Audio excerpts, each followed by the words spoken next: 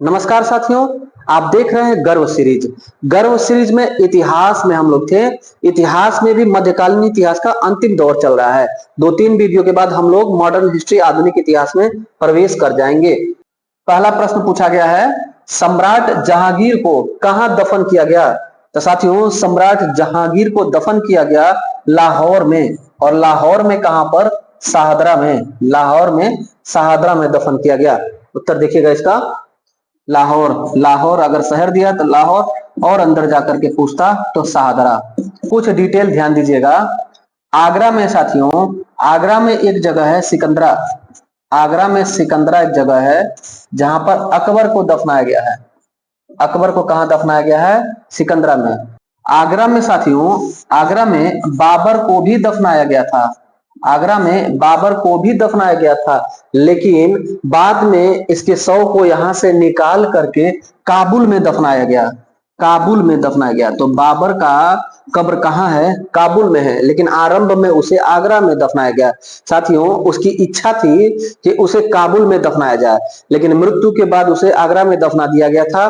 फिर बाद में जब उसके उत्तराधिकारियों को जानकारी मिली तो उन्होंने उसको काबुल में दफनाया। दिल्ली में किसको दफनाया गया है?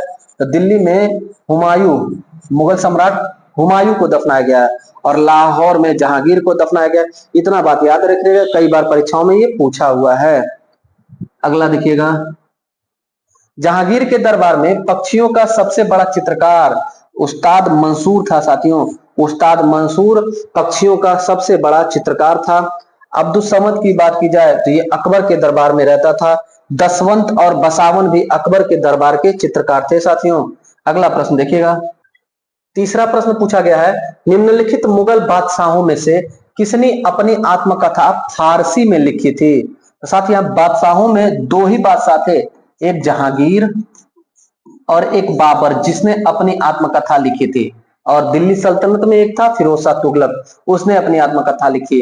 एक बाबर जो था साथियों, इसने तुर्की भाषा में अपनी आत्मकथा लिखी। तो बचा जहांगीर। जहांगीर ने अपनी आत्मकथा फारसी भाषा में लिखी थी। उत्तर हो जाएगा जहांगीर। इसका क्या नाम था? तुजूके जहांगीरी। तुजूके जहांगीरी। बाबर ने अपनी आत्मकथा लिखी, उसका क्या नाम था? तुजूके बाबरी। तुजूके बाबरी या बाबरनामा भी उसे कहा जाता है। अकबर ने आत्मकथा अपनी नहीं लिखी थी, अकबर की जीवनी किसी ने लिखी थी। कौन था वो? नाम क्या था इसका? पहले अकबरनामा नाम था। लिखा किसने? अबुल फजल ने। अकबरनामा, अकबर की जीवनी किसने लिखी? अबुल फजल ने।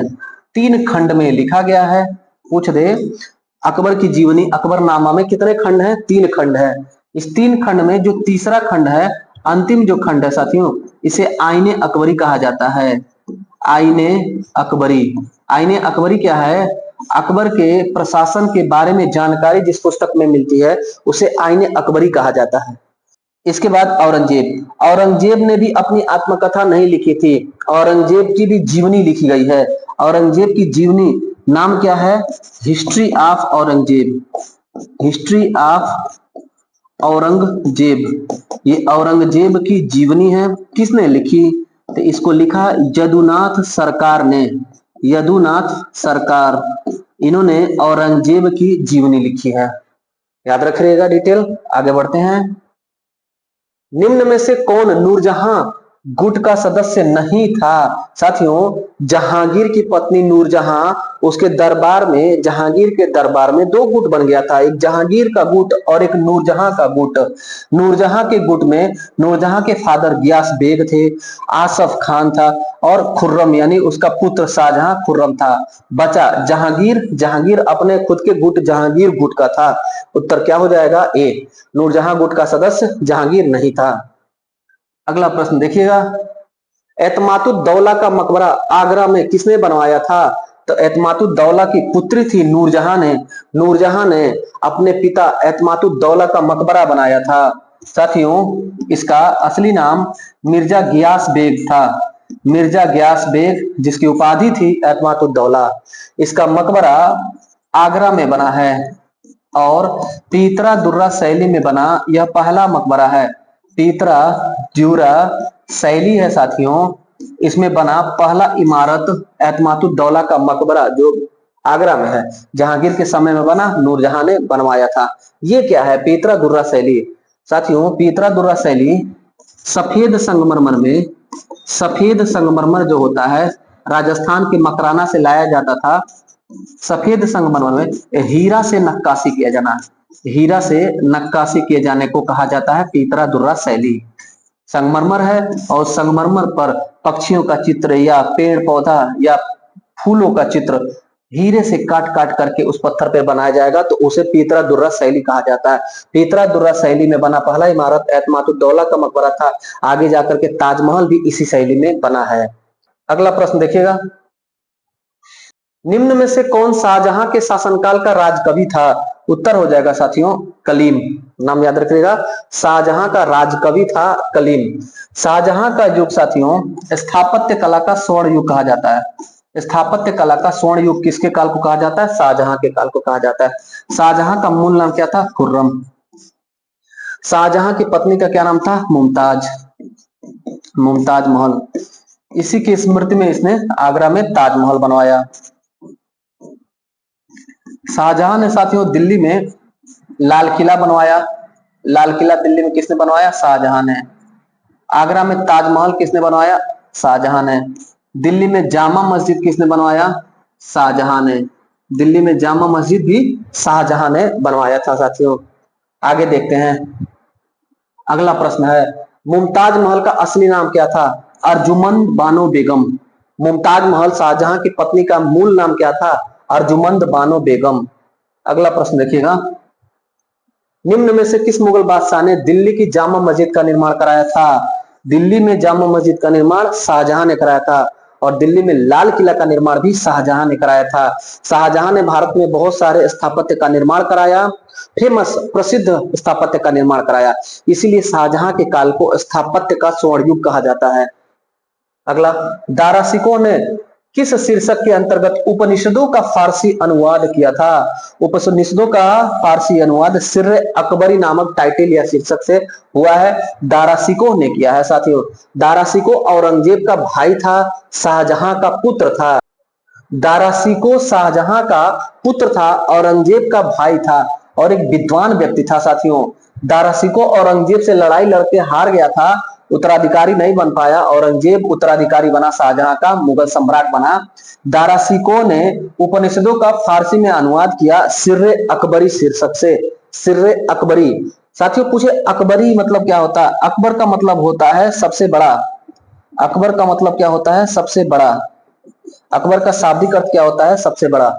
अगला प्रश्न देखते हैं, एक क्वेश्चन का उत्तर दीजिए थोड़ा सा आप। पुराणों का अध्ययन करने वाला पहला मुस्लिम कौन था? उत्तर करिए कमेंट में। अगला प्रश्न है, सुप्रसिद्ध कोहिनूर हीरा शाहजहां को किसने उपहार में दिया था? कोहिनूर हीरा, कोहिनूर हीरा से प्रश्न है। इसका उत्तर हो जाएगा मीर जुमला। मीर जुमला ने शाहजहां को कोहिनूर हीरा उपहार में दिया था। शाहजहां ने इस हीरा को तख्ते ताउस, तख्ते ताउस जिसे मयूर सिंहासन कहा जाता है, मयूर सिंहासन में जड़वा दिया था। बाद में ब्रिटिश सरकार, अंग्रेज अपने साथ लंदन लेके चले गए। वर्तमान में यह महारानी विक्टोरिया के ताज में जड़ दिया गया है। वर्तमान में हीरा, कोहिनूर हीरा कहां पर है? तो लंदन में है साथियों, याद रखिएगा। अच्छा, पूछा जाए हीरा, ये कोहिनूर हीरा कहां से प्राप्त किया गया था? तो गोलकुंडा के खान से। कोहिनूर विश्व प्रसिद्ध हीरा कहां से प्राप्त हुआ था? गोलकुंडा के खान से प्राप्त हुआ था। एक क्वेश्चन बताइए, गोलकुंडा किस शहर का पुराना नाम है? 2-3 दिन पहले हम लोगों ने पढ़ा है। गोलकुंडा किस शहर का पुराना नाम है?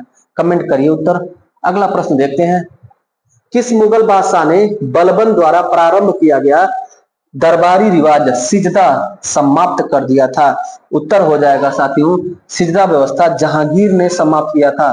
सिजदा मतलब होता है किसी भी व्यक्ति के सामने सिर झुकाना, वो सिजदा होता है। इसको जहांगीर ने समाप्त किया। किसने शुरू किया था? बलबन ने। साथ ही साथ पैबोस, पैबोस मतलब होता है पैर को चूमना।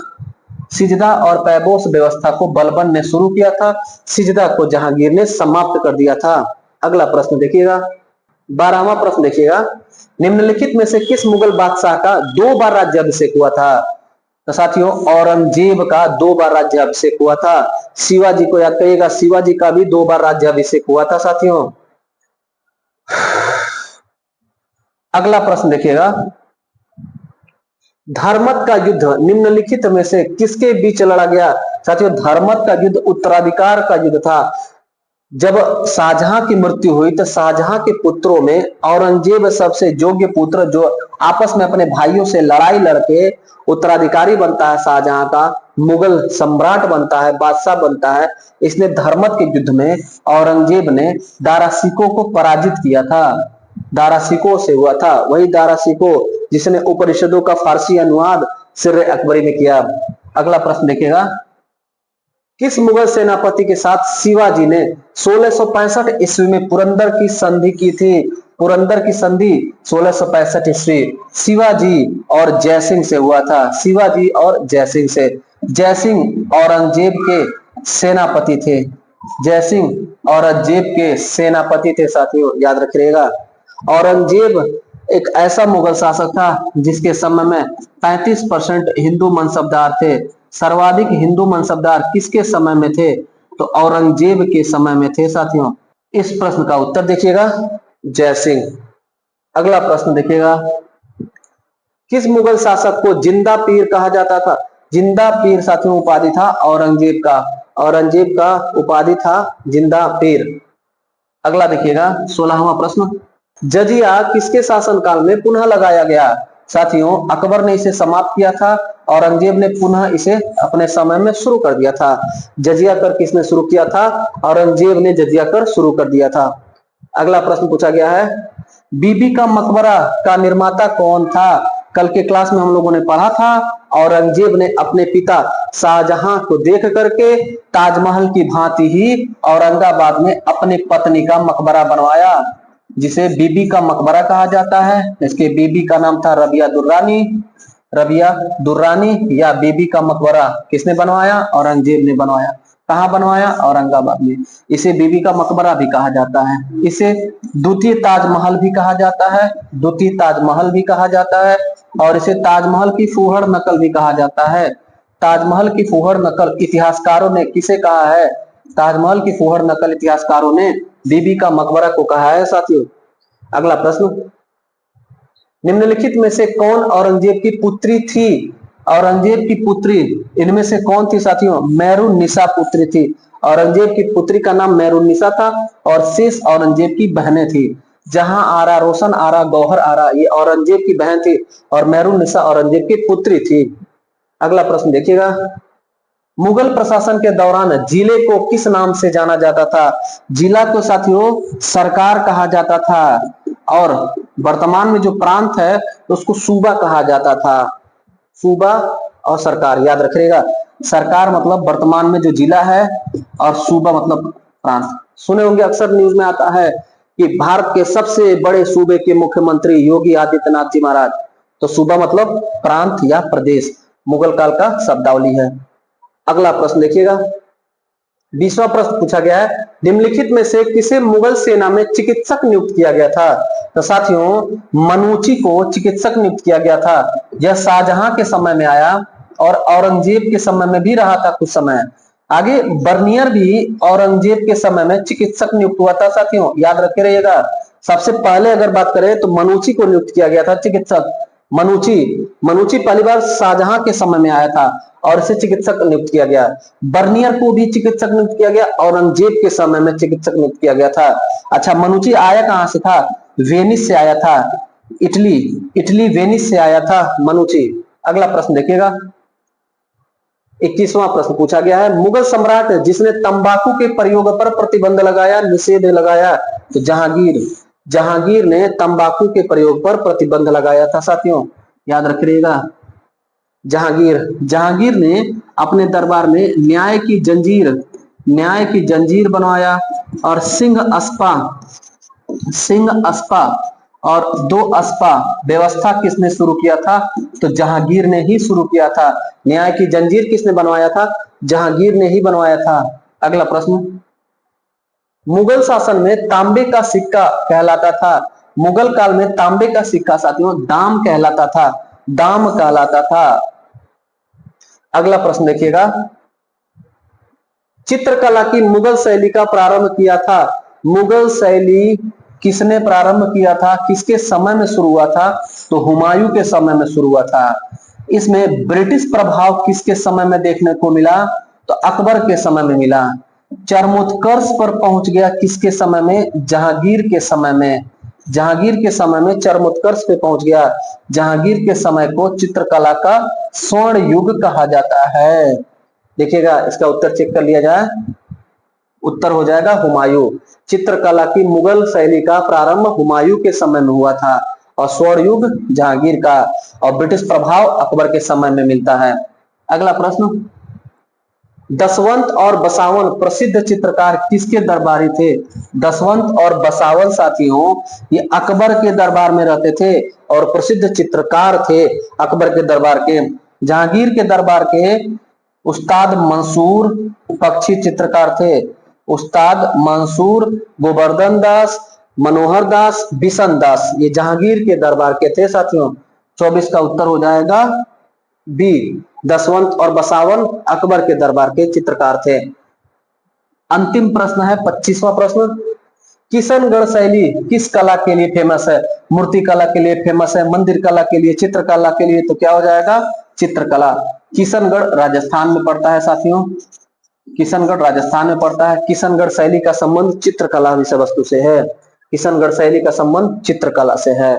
इस प्रकार साथियों आज का गर्व सीरीज का 21वां क्लास समाप्त होता है। मिलते हैं अगले क्लास में, तब तक के लिए धन्यवाद।